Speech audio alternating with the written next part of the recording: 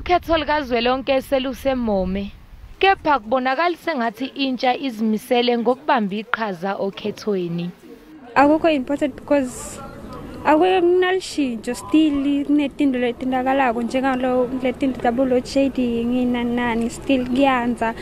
Solo labanye abantu ba homeless yakubona labanye basolo balola kufunza la esikoleni nje akunamehluko baleli NSFAS tinda tishintsha.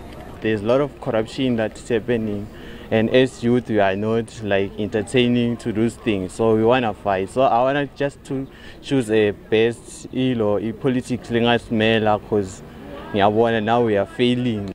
Ikhomishani yezokhetho inkankaso yokwenyusa isibalo sentsha ebhalisela ukuvota.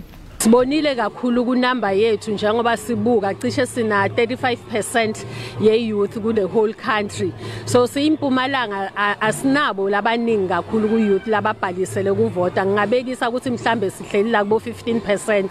So siphume ngedingani ke ukuthi singene etikolweni, singene kuma tertiary institutions lapho sifundzisa khona abantwana besikolo ukuthi babhalisele ukuvota nokuthi kungani ukuthi badzinge babhalisele ukuvota.